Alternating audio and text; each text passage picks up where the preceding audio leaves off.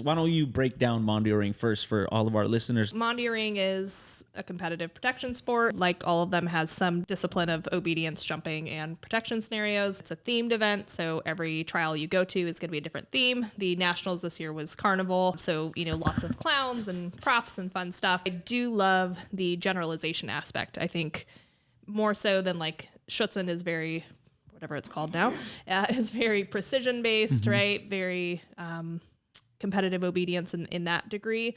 Mondioring is less about straight fronts and more about, can you retrieve this insane thing? Right. Can your dog make it through a very long, complicated scenario? So I like that about it. Go and get it with no hesitation.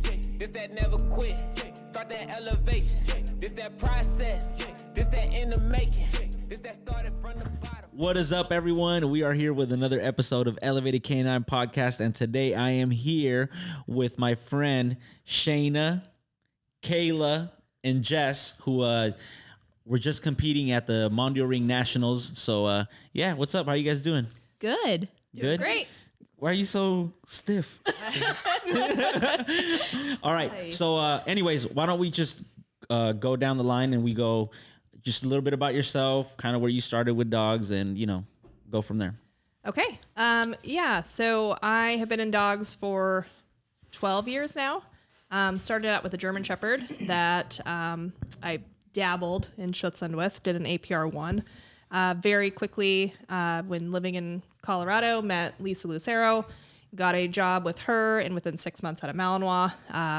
Did Mondio Ring. He is a couple-time MR3. I don't know how many times. Nationals, last couple of years, been on the podium. I now have a level 1 Malinois that's just coming off her second litter. And so we just wrapped up that. Awesome. Kayla? I am a registered vet tech and I work at Ohio State University. And so I've been involved with dogs for a little over a decade in that sense, but just in Mondio Ring for about 5 years, a little bit longer. I've been auditing, but Jess over here got me into it. We went to high school together. So she got a Malinois and told me about this sport, and she teased me all the time. Like, when are you going to get a Malinois? And I'm like, I'm not getting a Malinois. And then now? Now I have 2 and I'm expecting my first litter. And I train with Heartland Working Dog Club in Eaton, Ohio. Nice. Jess? All right. I train with West Penn. I actually started with a Cane Corso. So I got him and I was denied from probably 5 different Schutzen clubs in the area. One telling me that their insurance wouldn't cover my breed of dog biting. I feel like I've heard this before. Yeah. So I was a little bit discouraged, but I wanted to do something because the dog was, he was into it and it was fun, but I wanted to do it at a little bit more of a, playful level, not such a serious level. I ended up finding David Broderick's number on the internet associated with West Penn somehow. And he got me hooked up with Todd, and it's all over from there. So Todd gave me my first dog, whose name was Envy. He's at a police department now. So I got one leg of his level 2 on him, sold him to a police department, and now I have Badger, who is a 4-time MR3 dog. Nice. Awesome. So why Mondio Ring? I mean, why don't you break down Mondio Ring first for all of our listeners? Break it down, and then we'll go from there. Okay, that's a lot of pressure. So Mondio Ring is a competitive protection sport. Like all of them has some discipline of obedience, jumping, and protection scenarios. Mondio Ring is different in that it's a themed event. So every trial you go to is going to be a different theme. The nationals this year was carnival. So lots of clowns and props and fun stuff. To me, I'm one of those people that has a huge respect for all protection disciplines. I think they're all very difficult in their own way. So I'm not one of those that's going to say like our sport's the supreme sport. But I do love the generalization aspect. I think more so than like Schutzen is very, whatever it's called now, is very precision based, right? Very competitive obedience in that degree. Mondioring is less about straight fronts and more about, can you retrieve this insane thing? Right. Can your dog make it through a very long, complicated scenario? So I like that about it. Got it. Anything you want to add?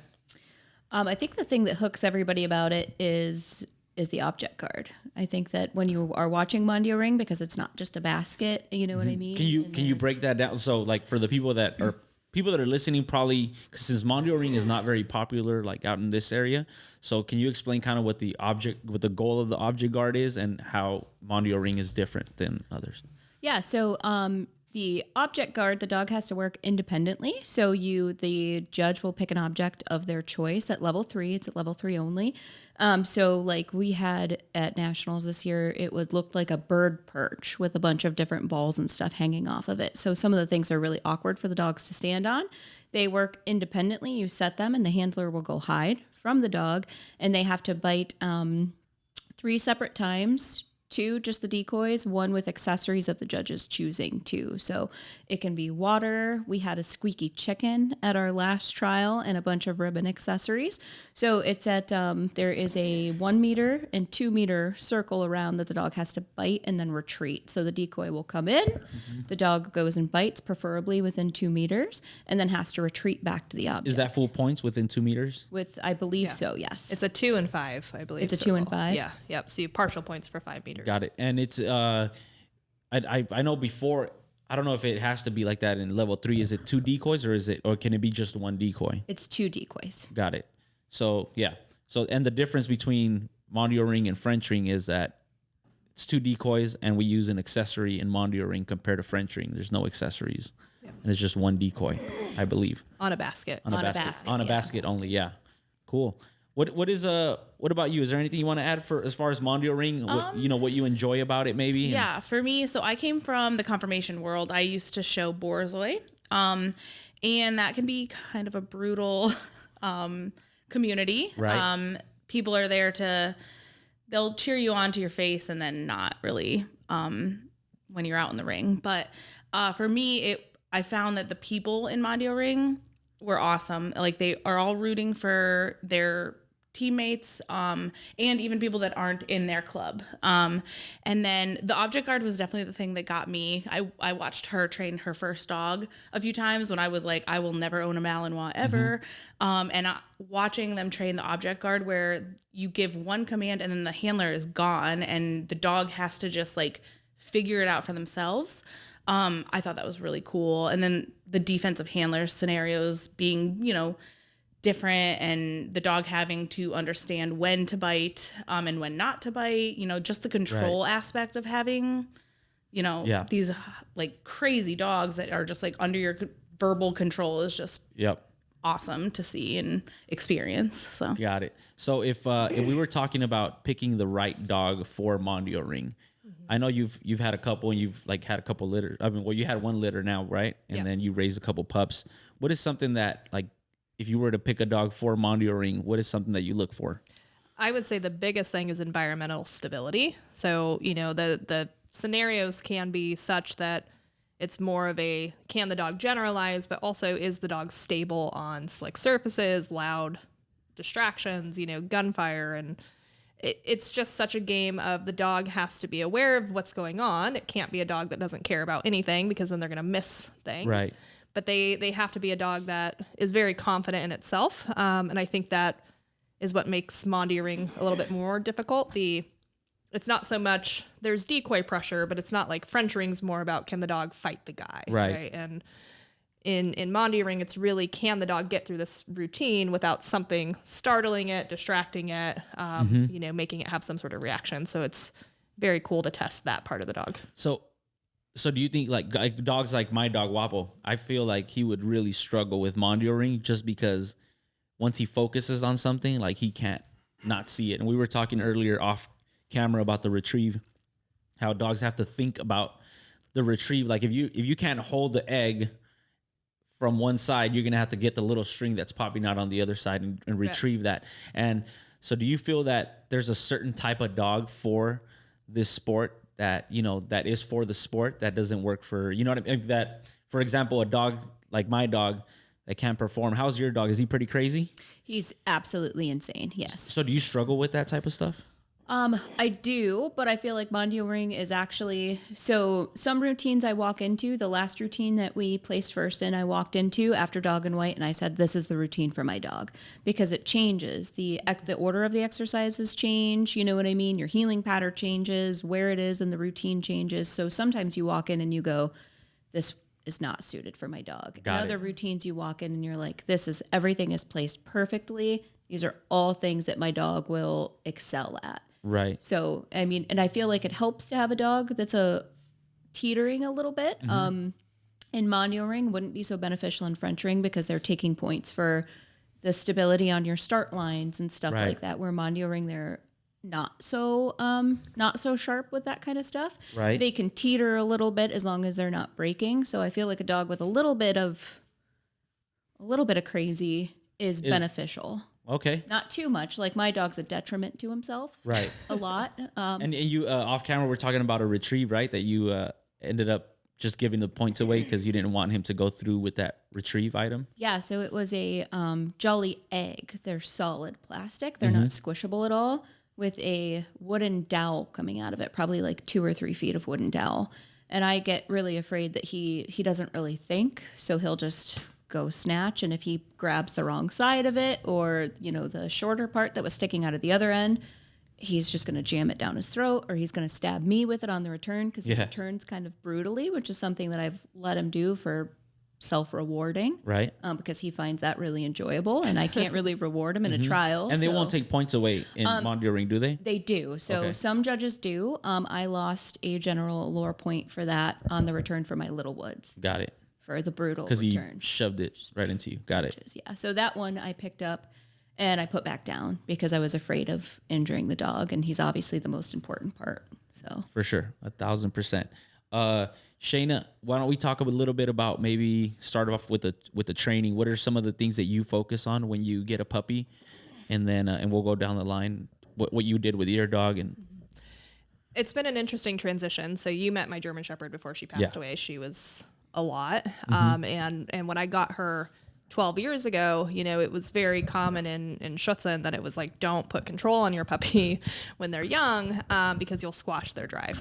And what I found pretty quickly in my dog career was, if it's a really good dog, that's not a huge issue. Right. You know, you should have a dog that can be a good pet and be respectful and stuff like that, and still have the drive to go, in my opinion. So with Adam, I may have gone too far on the control element. I didn't let him really be as much of a criminal as I could have when he was younger. And I think that bit me in some ways. So Flinka, you know, I let be a little bit more crazy. And now with my puppy, I mean, it's so different. You know, Flinka was doing holds and stuff at 12 weeks old. My puppy's 14 weeks old. She's done barely anything, Got it. right? I work on engagement and just letting her explore the world and take food and stuff like that. And I've worked on tiny, tiny bits of stability, but mainly, like, I'm not even doing bite work with her yet at 14 weeks old. Whereas before it was, you know, yeah, as object much guard. as I could. Yeah, as much Object as I could guard. get him out there. 14 So weeks. yeah, I don't know that I found my perfect system, but you know, my ideal system in general is a dog that's drivey and powerful, but has very clean, precise things. And I think it's just a hard balance to have. 1,000%. Yeah. What about you, Kayla? So with my first dog, I tell people this often. I don't even remember him really as a puppy. Like, I got him at 8 or 9 weeks, and was told he was just kind of like a bump on a log. He didn't really have a personality or anything. And then he like turned on like immediately for me, but he was also a very mature dog. So like we would do something, he'd be like, okay, got it. And then, so I don't remember like my process with him that well, Right. because it was just a breeze. My second dog is a Badger daughter, and she's definitely more Psycho?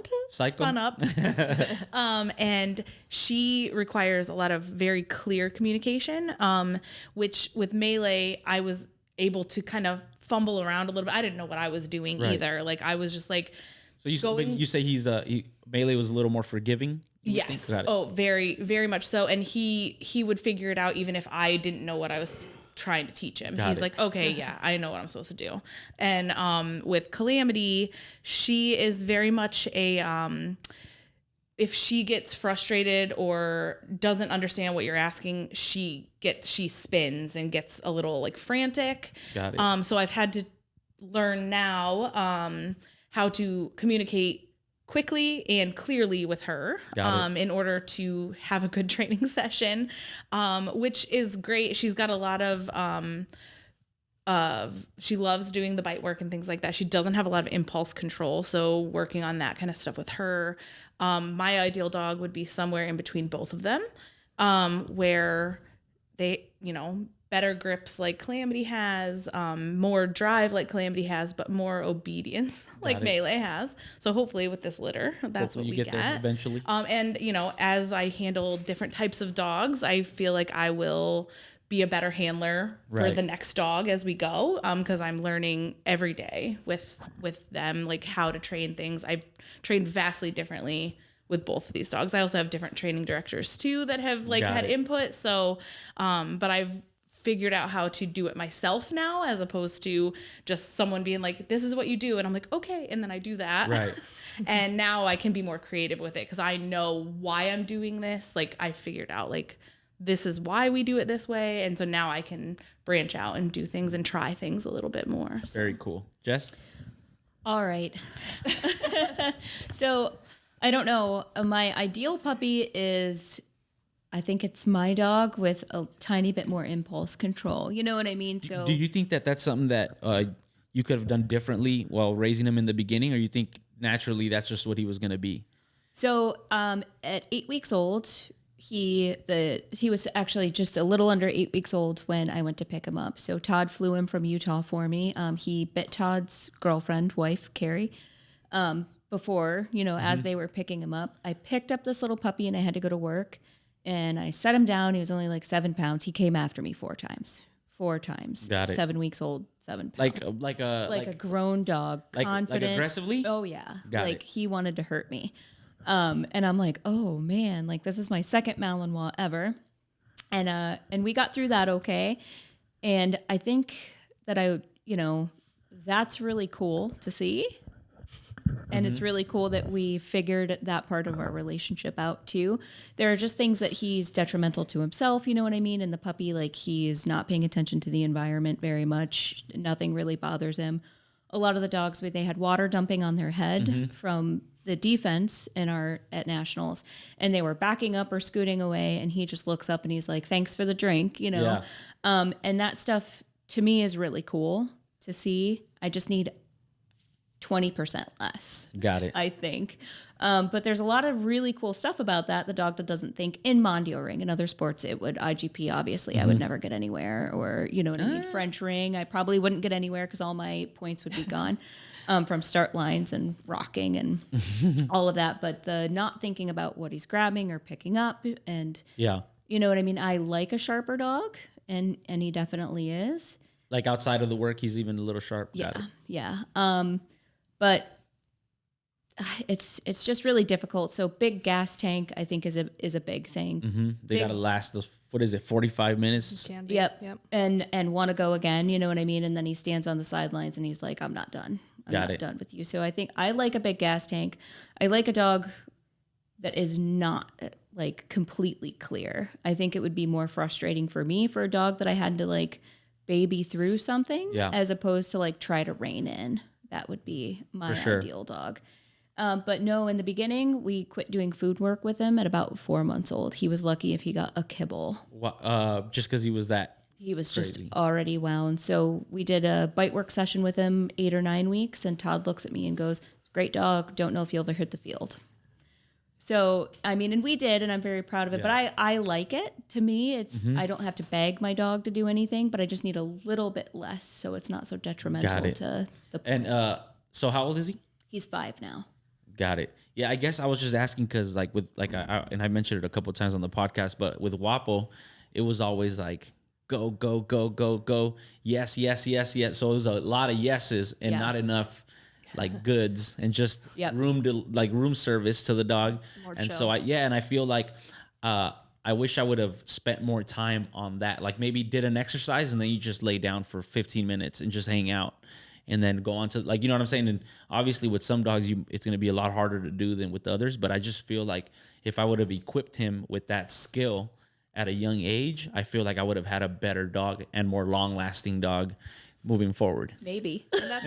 Maybe. That's more what I'm focusing on now in my obedience programs is being very, very clear cut. So you can be explosive when you're allowed, but when I'm feeding you, you can't even move forward, Got right? it. Like you're standing completely still. If you want this food, you lean forward, it's going away, right? So I am playing a lot with that level of if I make sure in every single exercise that I'm really, really clear that this is what I expect of you, right? You don't get the food unless you're sitting completely still, right? My markers are very good. I'm doing a lot of stability.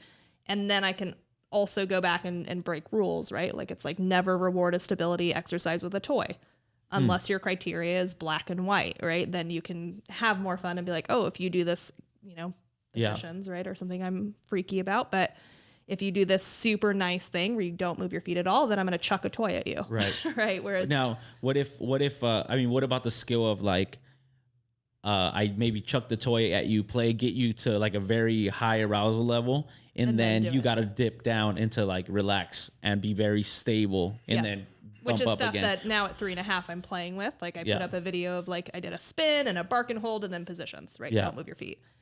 Going back and forth from that like really high level to very clean. Yeah, and like something that I spoke to, like Forrest and I, we used to talk a little bit about this type of stuff. Like he would say, I think I'm more interested in teaching skills over behaviors. Like I don't care about, sit down, stand. I'd rather see if the dog could maybe switch from toy to food back to, you know what I'm saying? Like that type of stuff. Like the skills are more important than the actual behaviors. If you, because if you have the right skills and the dog knows how to manage himself a little bit, then you could teach a lot better. So yeah, that's why I was wondering if with your dog, because I feel like with my dog, it was always like go, go, go, and he's just crazy.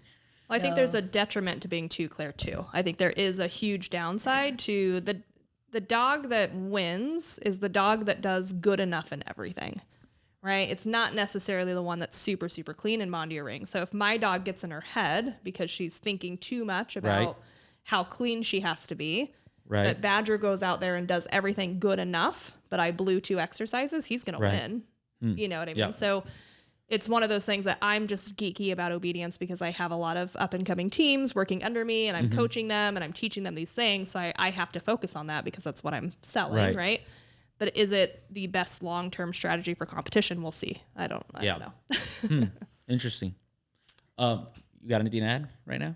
Oh no, like I said, I quit doing a lot of explosive stuff with my dog around 4 months old.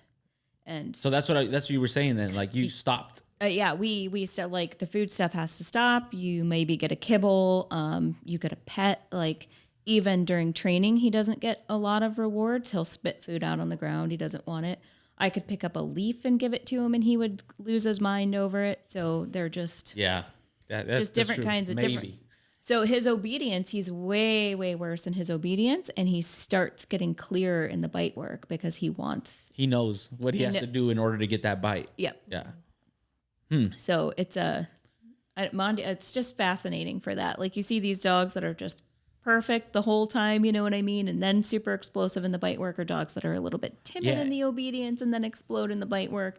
Dogs that explode through the whole thing. Yeah. Now let me ask you this. So, I mean, back when when I was doing I was decoying for French Ring and Mondio Ring, and then I was getting into IGP. I didn't like the way the obedience was. Say not so much in Mondio Ring, because I feel like Mondio Ring brought good, like Michael Ellis really created a shift in dog training, and so I feel like a lot of the people that were doing Mondio Ring at the time were like following kind of like what Michael was doing. So their obedience was kind of on point, but like the French Ring is very.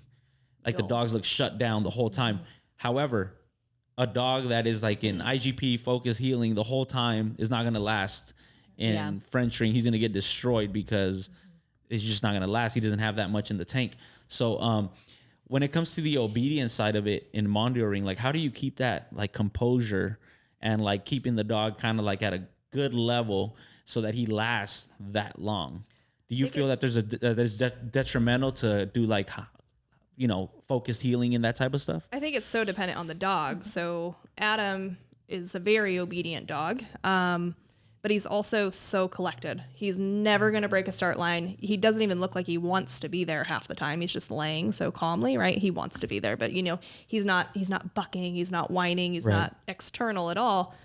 So, I mean, he sits on his object guard. They come in, he bites, he goes back to his object. So he has no problem maintaining a 45-minute routine with a focused heel because he's like, I'm here, I'm biting, I come back. Right. He's not wasting energy.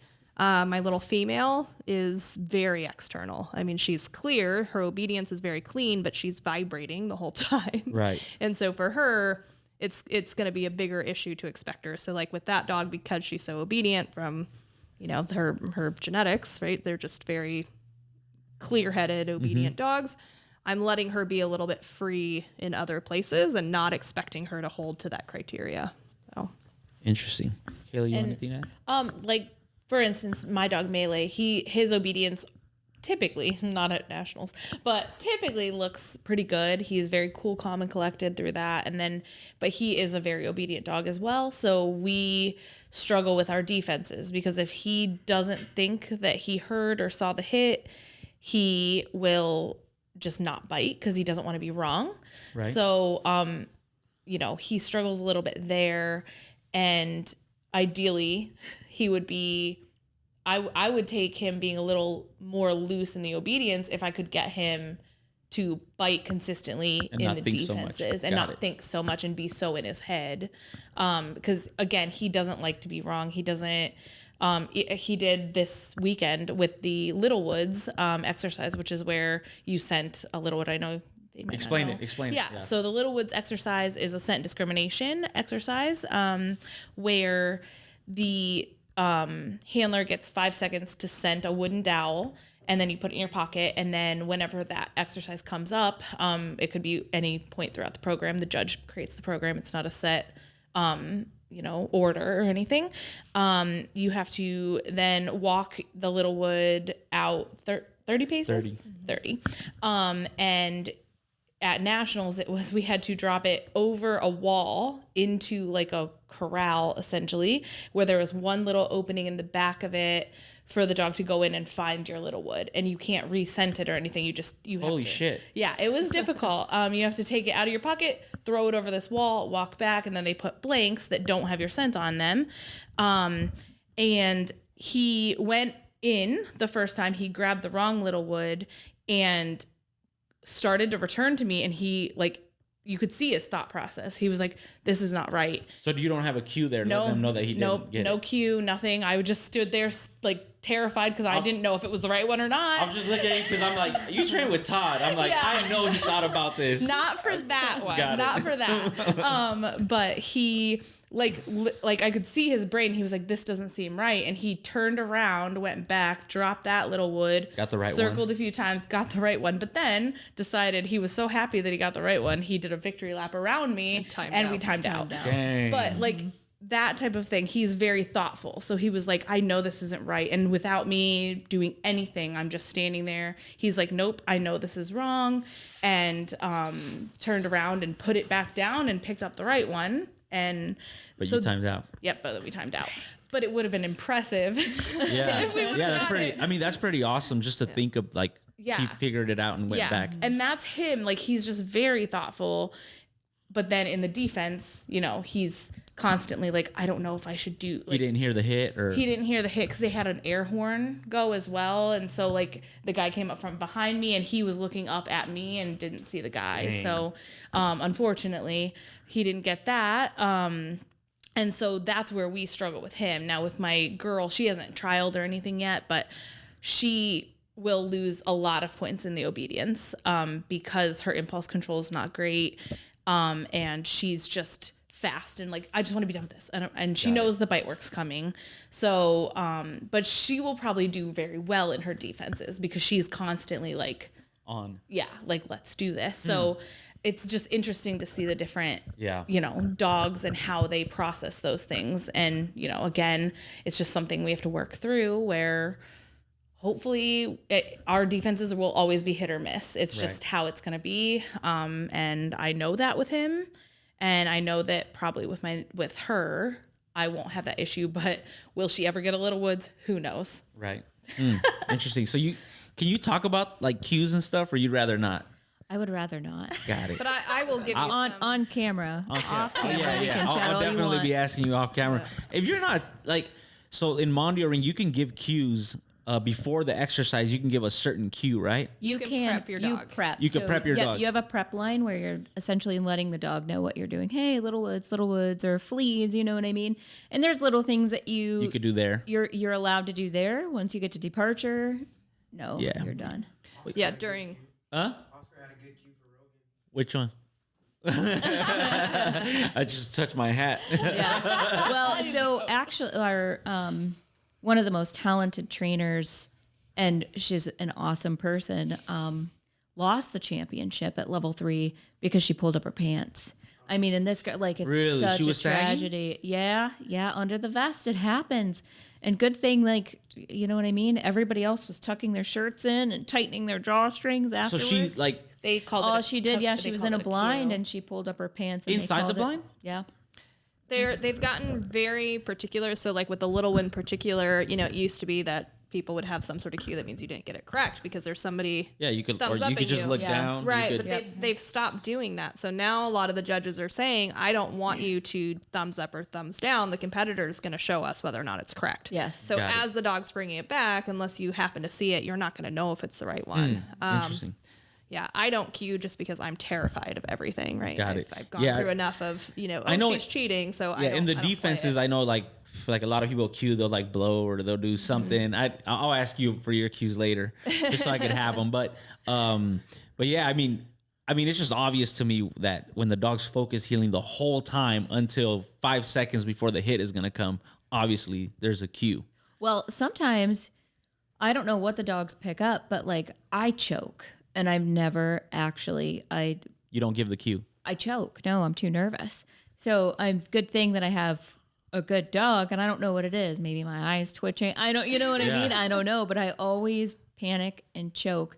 But the dogs are primarily Taught to just taught bite. to be by your side, sit when you stop, and pay attention. But I feel like some of these veteran dogs, these 5, 6, 7-year-old dogs, like they just know.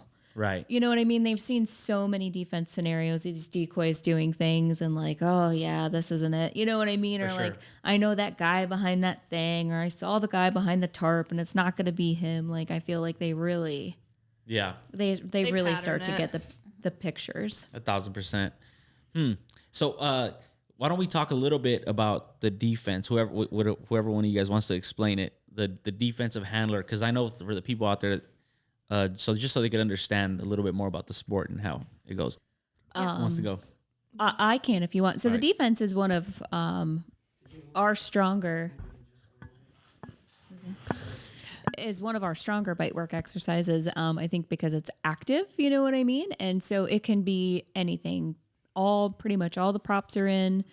And it's like decoys hitting each other. Like for their defense, they had to punch this, air-filled man, right? And the decoys are standing next to you, so there's still the sound of the hit. Now let me ask you this: did they tell you where you have to stand Yes. when you punch? Very Got it. Yes. Yeah. So the judges, most of them are really particular about exactly where you need to be and where you need to stand. So a defense in our last trial in Pennsylvania got a lot of people because they tell you whether or not to move on the horn too. So you get to your departure line and they horn and they're like, you must move. If you don't, the exercise is over, double horn, you're done.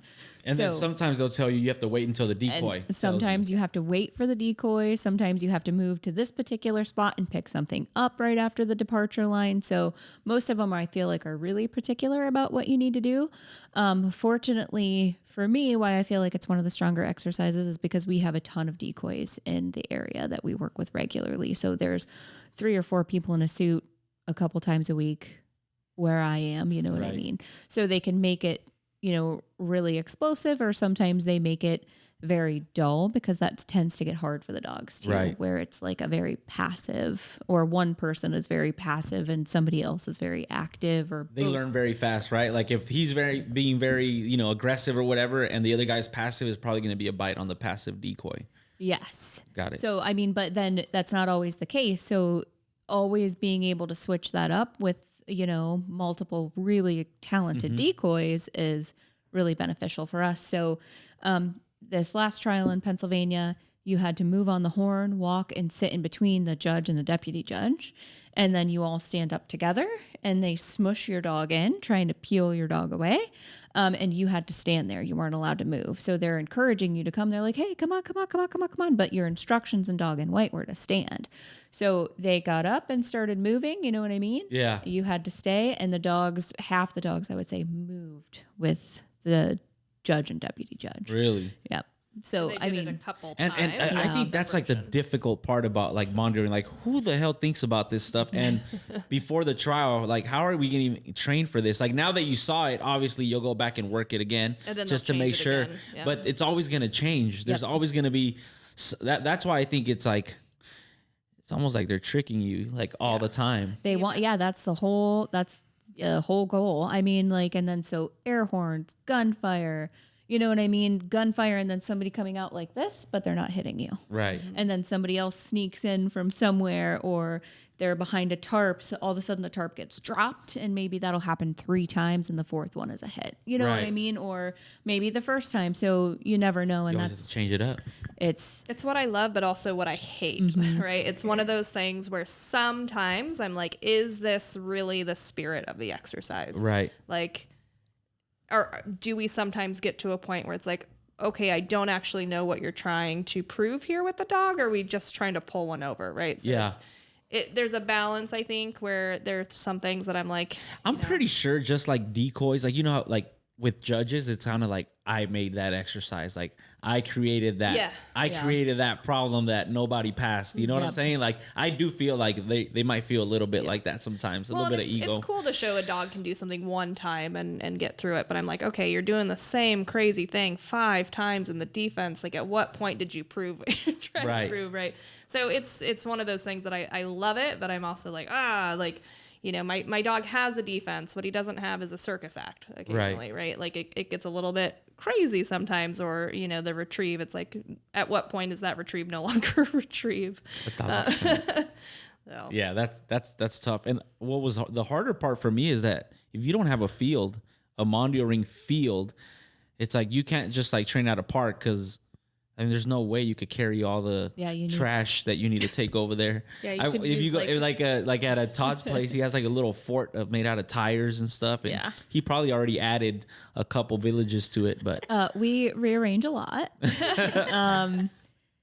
But I don't. That's the part I kind of love the most. You know because what I mean? it's not your house. Well, no, not the stuff, but the changing. You know what I mean? I So get like it. some trials, the one that made me the most nervous was you had to climb on your hands and knees. Like you had to drop and crawl on your hands and knees on the ground with the decoy in your face and in the dog's face.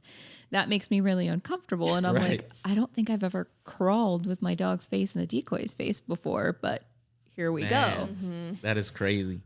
All right. So before we head out, why don't I do want to talk a little bit about maybe maybe 2 exercises. We'll pick 2 exercises and one each, and we could just, or 3, one each. And then we could just talk about how you teach it maybe. So for you, I would probably say positions, because I know you enjoy positions. Send away. Sure. Send away. What's another one?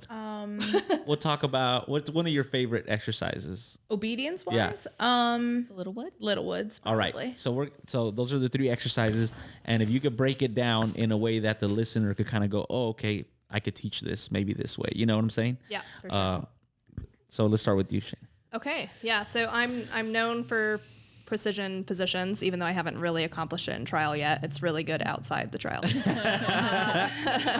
We'll get there. So, you know, at this point, what I've worked on. Wait, hold up. On that note, Yeah. what do you think?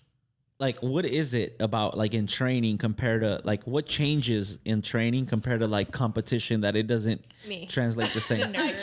Do you think it's just the way you're Yeah. feeling? Yeah. No. So, I mean, at nationals 2 days ago is a really good example of I got out on the trial field, and I do have little things that I do differently exercise to exercise, because you can do that in Mondio Ring. So in all of my stationary exercises, I tell my dog, lay down, right? I tell her couche in positions. What did I say at nationals? Lay down. Lay down. Right. So you gave her the wrong cue. I gave her the wrong cue. Then No, I stood and they at won't the knock you wrong for that. spot. You can literally say couché or lay down. Yep. Correct. In Mondioring, you can use whatever word you want. But then I told my dog basically my absence cue. I walked over. I went to the wrong spot. I told her to stand. The judge went, no, no, no, no, no. My dog didn't stand anyway. She's like, you're not where you're supposed to be, right? So nerves are a huge thing. Interesting. And, I mean, I'm in the absence blind, and I'm like, nothing bad is happening. Everything's okay. My heart's going 100 miles an hour. I'm like, we're doing a downstay. Nothing bad is happening. Yeah, But, we'll go back to trial nerves after. Let's talk about the positions. Then we'll go back to that. Yeah. So, I've lost positions with my ring 3 dog where they say he moves half a meter. I look back, I'm like, he didn't move, right? He maybe took a step forward in the stand and then he went back in the down, but ultimately he stayed in the same spot, but I still lose points for moving. So with this dog, I went, okay, we're going to teach positions in a way, a la David Broderick, that the dog is not going to move their front feet at all. So sit down and stand, very, very clear, not moving at all. I get a lot of people that see those videos and they reach out and they're like, how do you do it? And then they're really disappointed in the answer because I'm just very boring, right? I teach my puppies from a very young age that you don't get the food if you move at all. When I'm doing my touch pad, you're not allowed to pitter patter, right? You don't lean forward. Closed hand means you can't have it. Open hand means you can. So it's basically 2 years of luring and very slowly getting distance and putting words to it when it's good, right? Doing down to stand, to stand a million times. And then eventually getting to sit to down, right? Because that's the hardest one. They have to go sit, stand down. And just being really clear, not only when I'm teaching positions, but throughout the entire training session, that this is my criteria. You do not get the food. So in the beginning, you focus on just teaching them to put their paws on some type of target. I actually don't use a target at all for positions, right? Really? Correct. It's all luring. So I usually start with teaching a stand stay. So I do engagement. I spin my puppy in a circle. I block them with my hand, right? And then I just make them stand there. And they're not allowed to move. They don't pitter patter. They don't lean forward. I reward it. I get my puppy at 4 months old. She's standing still for 30 seconds without moving at all.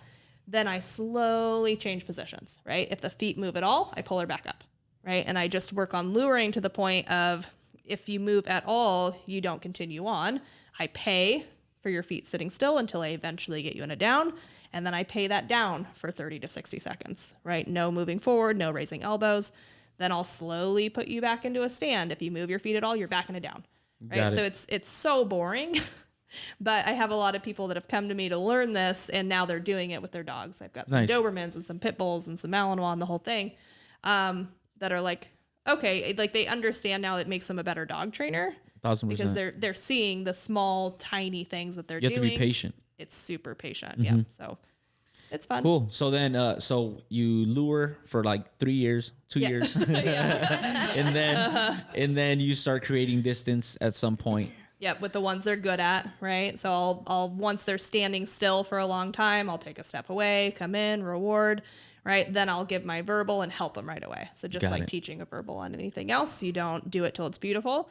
And I don't start to name it until I'm like 100%. I can get them to pop up the correct way with a type of lure or something. Yep. And then I turn that lure into a body cue. Right. So if I'm luring you into a stand, now can I just kind of step forward? Can I get it on my knee moving, stuff like that. So it's just slow. It's very, very slow. But I hate fading out props now. I'll never use a positions box or That's interesting. Cool. Little wood. All right. So the little wood exercise, like the foundational stuff of it, is teaching your dog a front and also allowing you to touch their face, like teach. All right. Let's go back to, because just so they can understand, little wood is basically an exercise where you go set out a little piece of wood that you have in your vest, and at 30 paces away, you send your dog, and your dog's supposed to find the right one when they lay a bunch of different ones. The scenario could be different. So it's basically a retrieve exercise of your item. All right.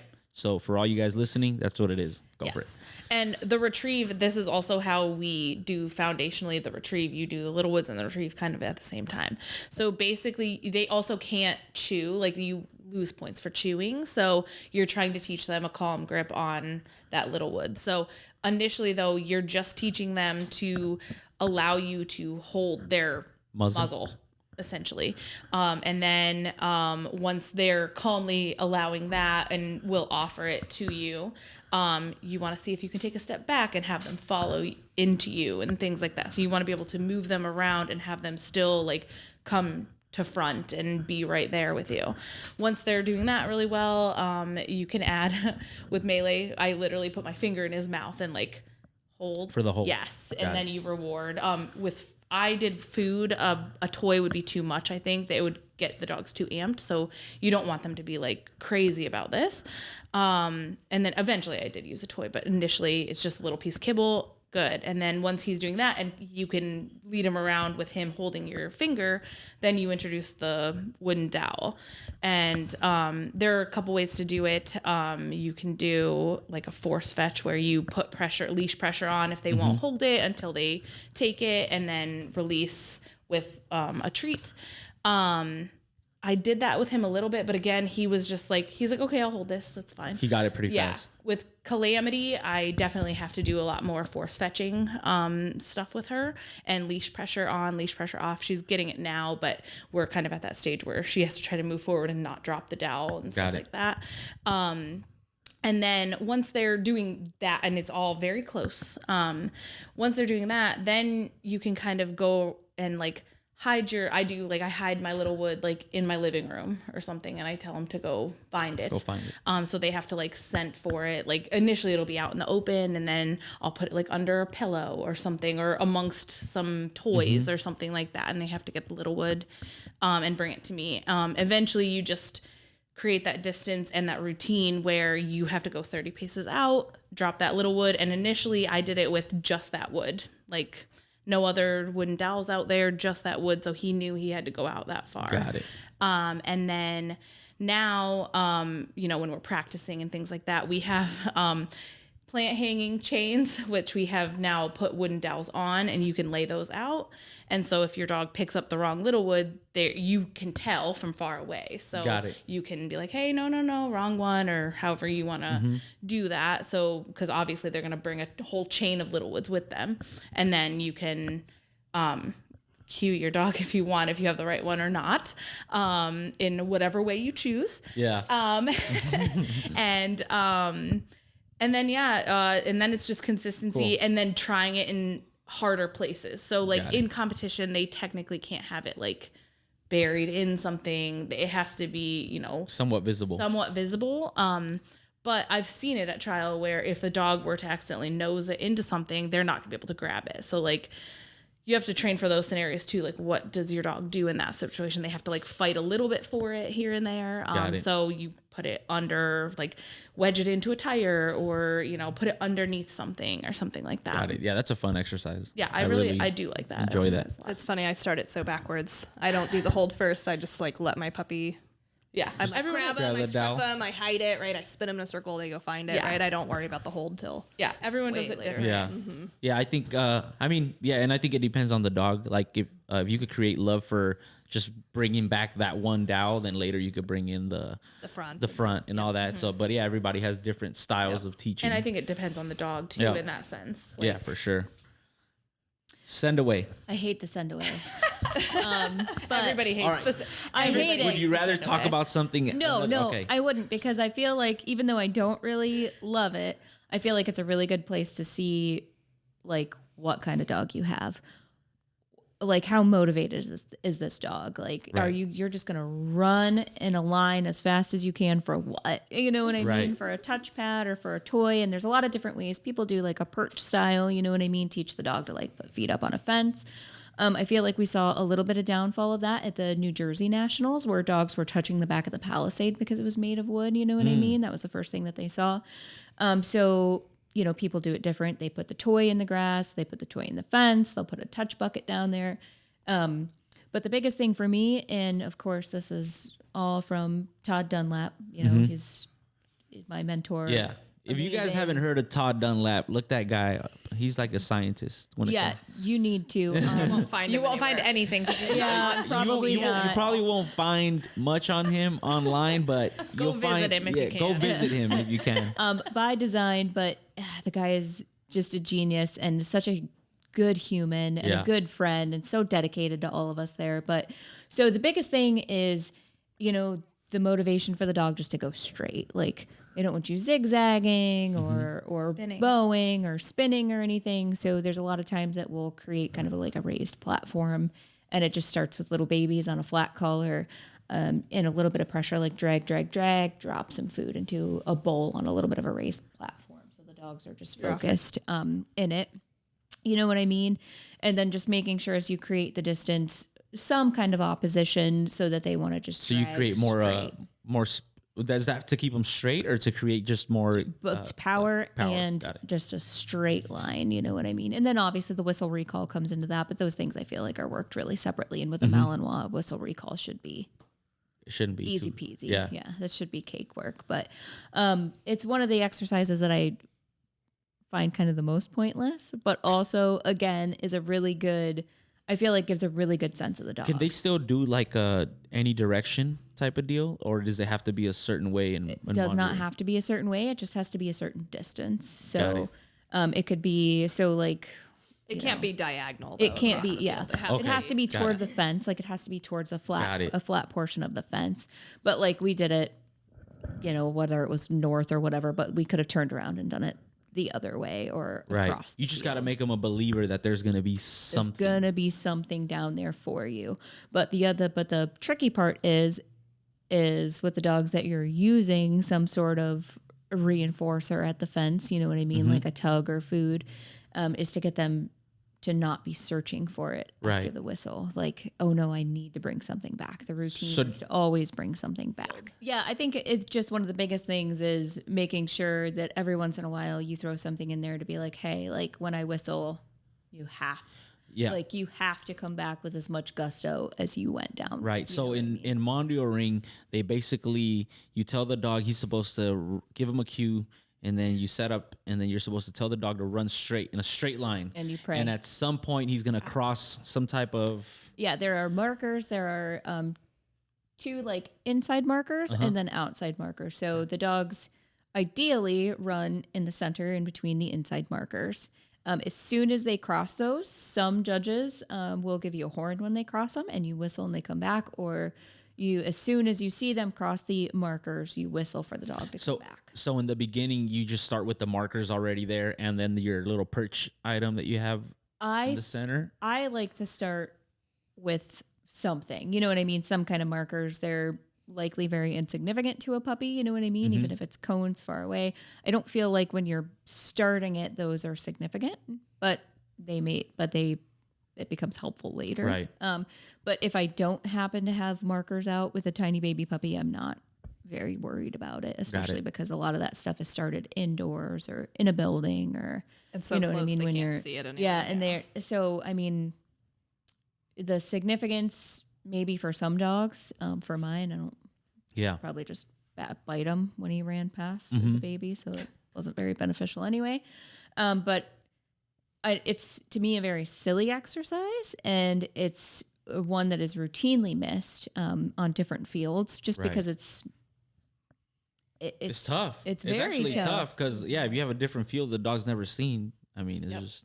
yeah. Sure, it's the same thing in IGP or You know what? anything And else. I feel like in IGP, the biggest thing is what you guys said. Like, they don't teach the dog that when I give you that down command, it's because there's going to be nothing there. And you got to make a dog the believer of that. Like, whenever I say down, that means that all other options Are off the table. are off the table. Yeah.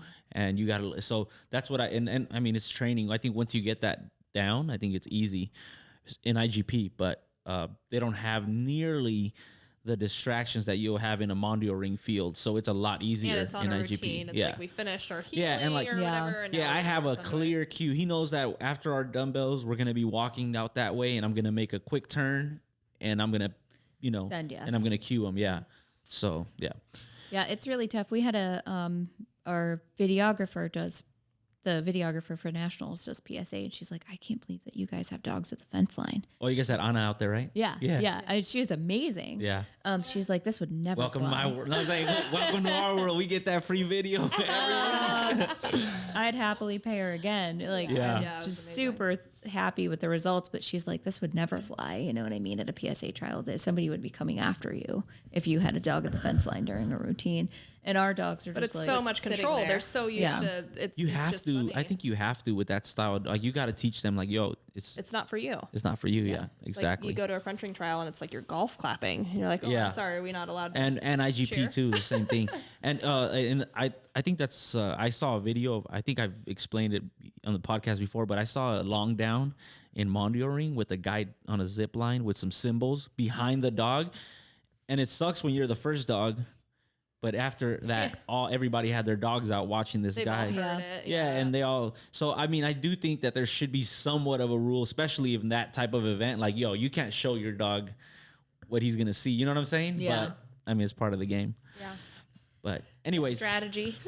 yeah. So all right. So we talked about those exercises. Why don't we talk about a little bit about I don't know what you got going on and where people could find you, and yeah. What I got going on? We are driving back to Ohio in an RV full of 10 Malinois. So thinking about my MR3 dog is semi-retired, thinking about doing a French Ring 3 at the end of the month. Just to say we did it, I guess. Yeah. He's Do you French see Ring him? 2. How do you see him like deal with pressure? Like as far as Excellent in French Ring. Got it. Yeah, I mean he's definitely a better French Ring dog, and I like I said I'm not one of those people that thinks one sport is superior. I have a community in Mondioring at this point. I don't have that quite as big in French Ring, so for me it's just a little bit different to go to a French Yeah. Ring trial. I'm like, hi, nobody knows who I am, and that's cool in some ways, but Yeah. it's just a little different. So yeah, I'll do that. Prep my female for the 2. So the ones we've done enough at this point. So hopefully going to trial for the 2 at July, and yeah, just keep rocking it. cool.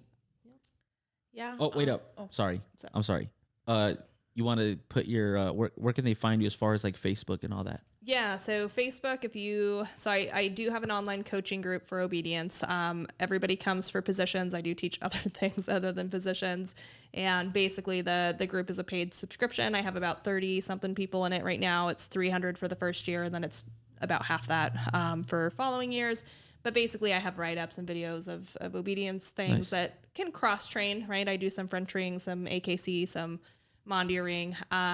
But for me, the better thing is I was getting my messenger blown up with people asking, how do you train this and how do you train that? And I was like, you guys, I love you, but I can't do that. Yeah. But more specifically, I let people post their videos of their training. Nice. And I will give them feedback on how I would change it. Very So cool. it's not all people that follow my system to a T, but I've done enough at this point that if I know what you're training for, what your criteria is, You could I can add give some feedback. Yeah, Nice. exactly. So Awesome. you can find me on Facebook as Shaina Lynn, because I don't know how to change my name back to my last name. I'm 52. So as far as what I'm doing next. Yeah. What you Okay. got going on next, and then go. So Melee and I are going to go for our 3 in the fall at the Heartland Working Dog Club trial, hopefully. I will be whelping puppies in the next, what is it? 2 weeks. So I will be busy with that for a little while.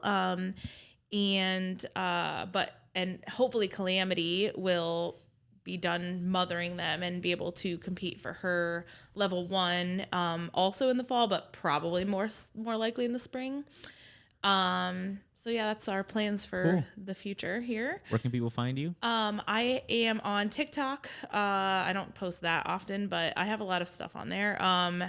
Malizoy23 is my handle. Malawa? Malizoy. So I have Borzoi as well as my other breed of dog. Got it. So it's MALIZOI 23. Got Because it. all other 22 were taken. I like the number 23. Yeah. It was my high school volleyball and softball number. And then also on Instagram, that same name. And then on Facebook, I'm Kayla Fields, but I also just literally on this trip started a page for my breeding, essentially. Cool. It's Macabre Malinois. So How do you spell that? Macabre. Got it. It's like, I don't know. Malinois. Got it.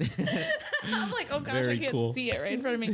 So I'll have updates on there. I'm gonna hopefully post a bunch of content on there of like my dog's videos and pictures, and then the puppies as they grow and when they go to their new homes and get updates and stuff like that.